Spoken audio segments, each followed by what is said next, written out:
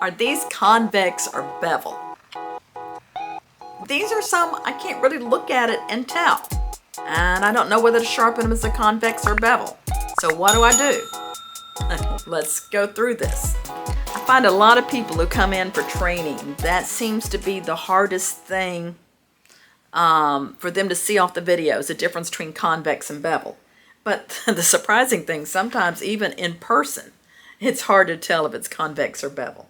And I'm going to go through some of the clues. If you don't know what convex and bevel is, let me draw a picture. So let's say this is a blade here. And that's the flat cutting edge, okay? Pivot screws down here, handles over here. If it's a convex, it's going to look rounded, curved. And as you turn it back and forth to the light, you're going to see like the shadows just kind of evenly go through and you can't really tell where the edge is. If it's a bevel, there'll be an area, could be pretty wide, could be pretty narrow, that you can definitely see how the light changes. And I'm going to show you on these shears.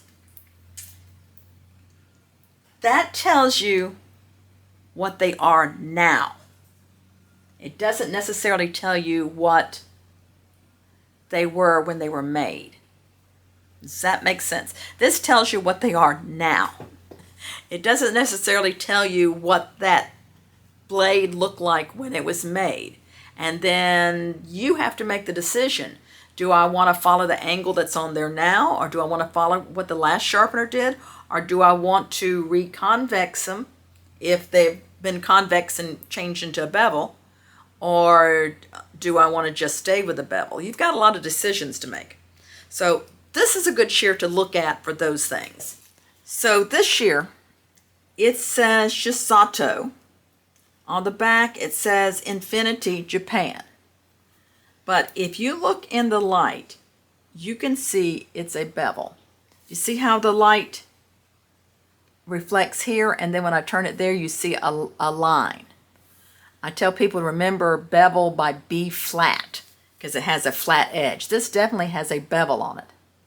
Now, it's easy to recognize this is beveled and not convex, but how do you know whether they're supposed to be beveled or convex? Well, a couple of clues. Number one, if this truly is Japan, then it's most likely convex. My next one is I'm going to look it up.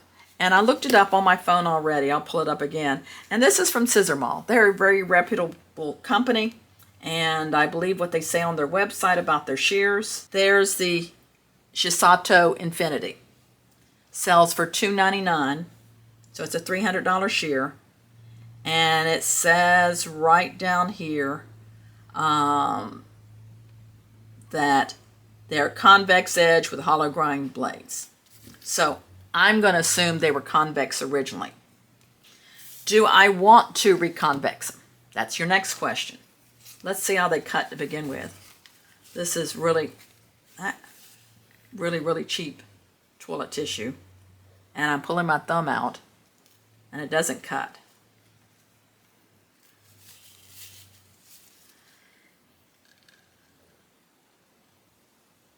It's just got a lot of nicks in it. I don't think there's anything crazy. Looks like at one time somebody tried to convex it, or maybe they just did a poor job of convexing. But I think I'm going to go through the steps and reconvex it. Whoever sharpened them last made a bevel on it. And but they probably cut after they sharpened, but now there's nicks all the way down the blade. It's just dull. It's ready to be sharpened. So let me pull out my tools here. So I'm going to take the Shisato shear apart and sharpen it. And while I'm working on it, I'll kind of let you fill in on some of the things I'm doing and why I'm doing it. But I just want to talk to some of the people who have been sharpening a long time and some of you who have just started.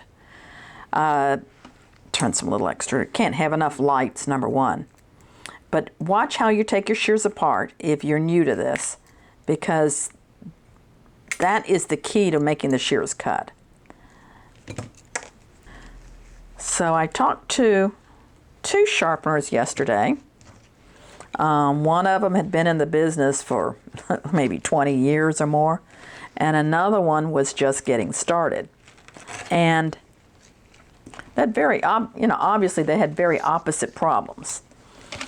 So let's talk about the one who's just got started. He just got his training. He went out for his first day sharpening, and he calls me back on the phone, panicking because one of the shears he sharpened didn't cut. My first question, of course, is what's the brand? And it was a Yamato, which, if you pull them up, they sell for, you pull them up on your phone, they sell for about $89. So that's a cheap scissor. You know, something that sells for 89 bucks. Our least expensive sells for 98, and I think it's a pretty decent quality, but so he probably didn't have a good shear to begin with. Number 2, I asked him, did you cut with it before you sharpened it? And he said, yes. Did it cut at all? No, not at all. Well, then you didn't make it worse. Number 3, do you know anything about the last sharpener that sharpened it? And he said they had someone had come from Mexico to sharpen them. And I said, well, okay, I'm going to do the rod line. I've colored in my edge, and this is a 2000 grit stone. I don't do on the plate. I know some people do. And to do my ride line for a couple of reasons. One, to hold it straight and to really get a clear ride line without some kind of clamping system. It's not going to work for me. You'd have to have some kind of super steady hand. And then number 2, I like this. It's just a nice feeling. How do you describe it? It's very relaxing. This is the most relaxing part of sharpening, is this ride line. And that was the other question I asked him. I said, when you did the ride line, was there still a little red right along the edge? Now, if you look at this, I'll hold this up close. Can you see the red has been removed, but there's red behind it? But if after you've done the rod line, you've removed some of your red, but there's still red right along the edge, probably the last sharpener tried to sharpen these like a knife, and they went in at an angle like this. If you're not a professional sharpener, don't try to sharpen your shears, because I don't know if the ones he got can be fixed. But he was still very upset about it, worried about it, and I told him to go explain to his customer that you could not fix from the last sharpening. Ask them if they cut right after the last person sharpened them, and just have a discussion with them. I had that happen last week. Sometimes there's shears that you just can't fix, and usually it's because of a manufacturer's defect, and it could be because the last sharpener damaged them, or maybe the person themselves damaged them so much. Now, this is my clamp, so I'm setting the angle. I have a feeling these probably were 50 degrees when they were brand new. Since I'm going to have to reconvex them, I'm setting them at 45. 45 is my go-to number. And then I loosen this up so my clamp moves. So I'm clamping this on that back half moon. I think you can see better with that light up there. I usually put the light below to see if I'm coming in level, but this will work. What speed am I going? And I'm rolling, and I might do a little bit of hesitation just before I get to the edge, because I'm trying to get that line, that hump out that looks like a bevel. Okay, I got a burr starting here in the middle. Oh, I got a burr all the way down except for the tip. I'm going to work this a little further back and hesitate just before I get to the edge. And then that tip does not have a burr, so I might work that tip a little bit. But because I definitely don't want to increase that bevel, I'm keeping a continuous movement and motion.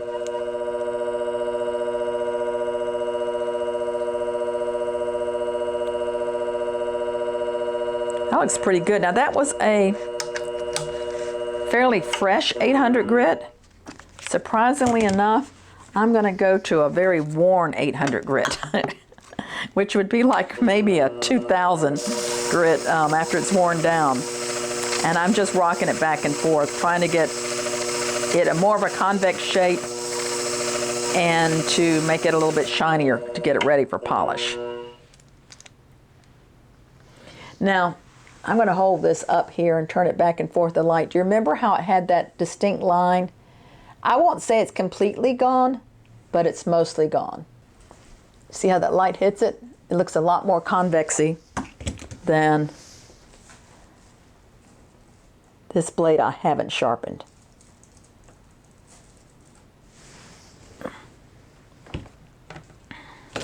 So now I'm going to do the same thing with the second blade.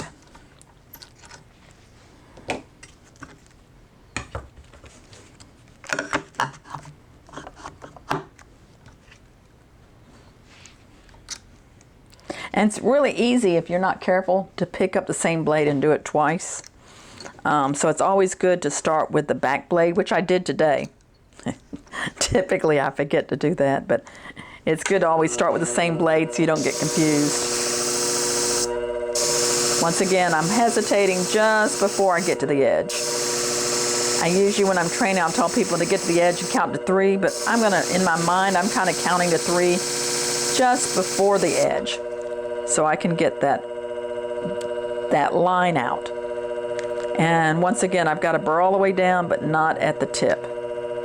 And it sort of looks like the last person that sharpened them not only put a bevel in, but maybe did a little bit of a dip down on that tip. So just like I'm trying to take the line out that makes that a bevel, I'm going to try to blend this extra little humpy area so that the blade's a nice continuous radius down to the tip.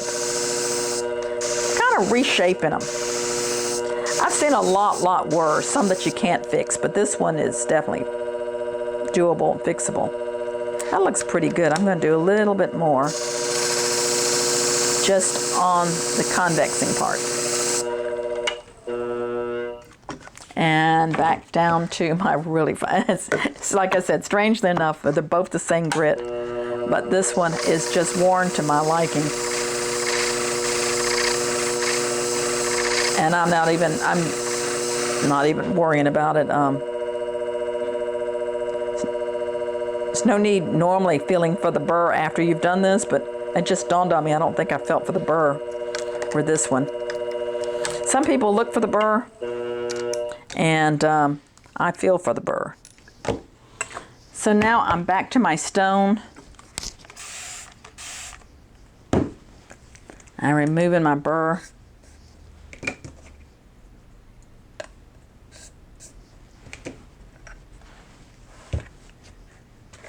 And I'm going to polish.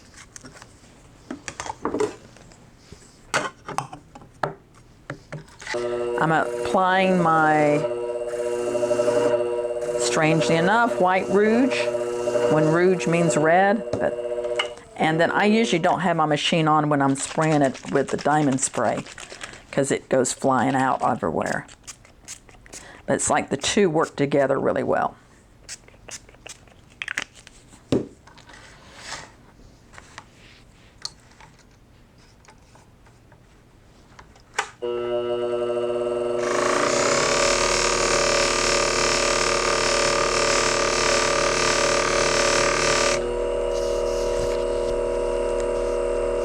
Looks nice and convexy.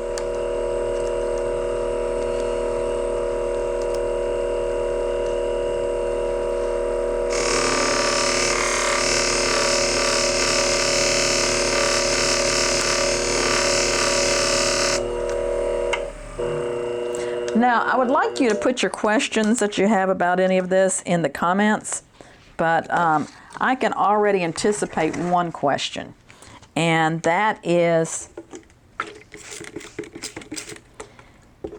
when would be the times that I would stay with a beveled edge even though it was originally convexed?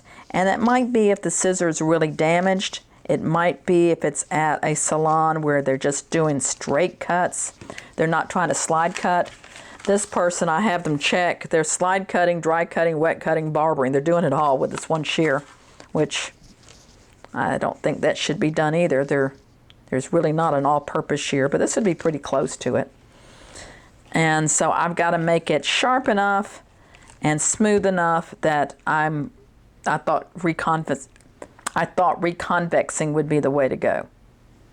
So now I want to put it back together.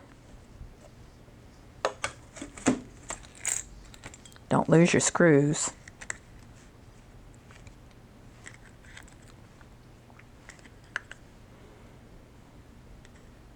There's my washer.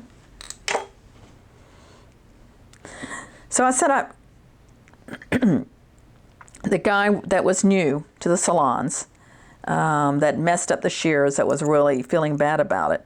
I asked him, I said, well, did you do any other shears? And he said, yeah, I did 6 and they all came out good.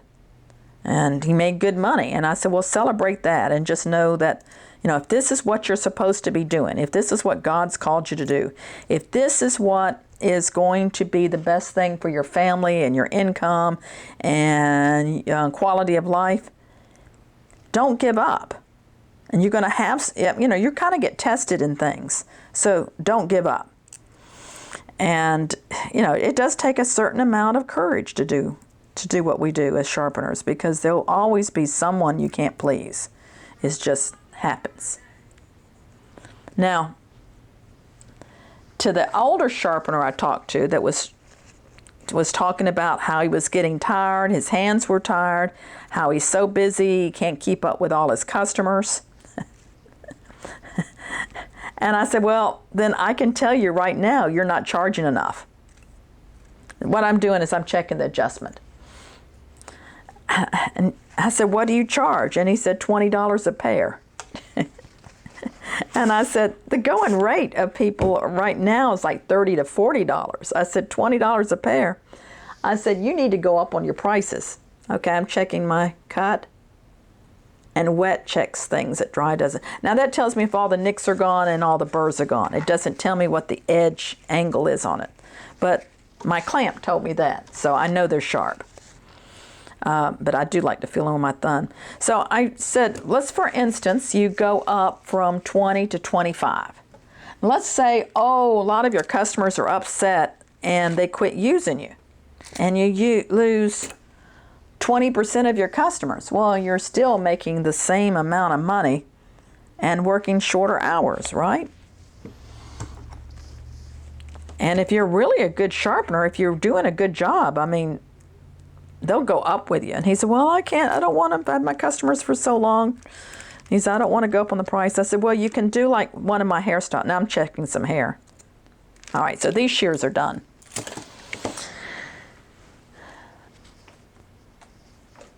But to finish my story,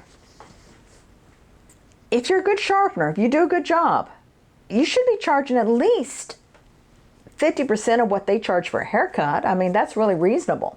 And I think the average rate in the United States now is like $60 for a haircut, and that would be $30.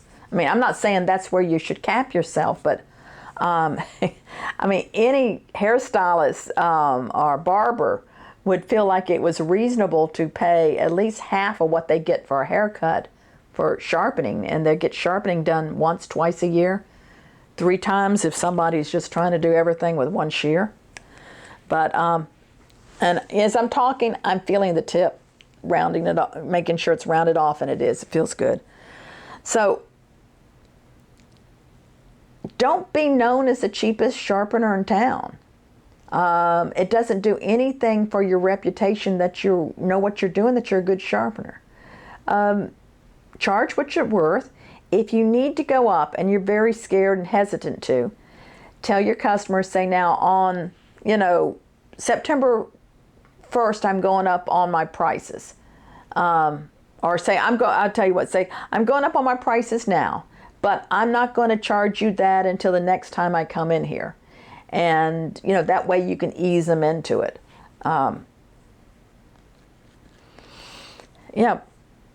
You're working. Even if you don't have to work, even if you're retired and you're doing this for the stylist, they will appreciate you more, I think, if you charge what you know that you're worth. And if you're better than the other sharpener that's coming in from out of town, they should be paying you a reasonable amount. So that was my little lecture for today. I have a lot of videos for sharpeners, and I don't always preach through all of them like this one. I've got some others I'll be doing some corrective sharpening, more difficult, but this was an easy sharpening. This is kind of typical of what you get. And I'm going to suggest this video next. I think this will be really helpful to you.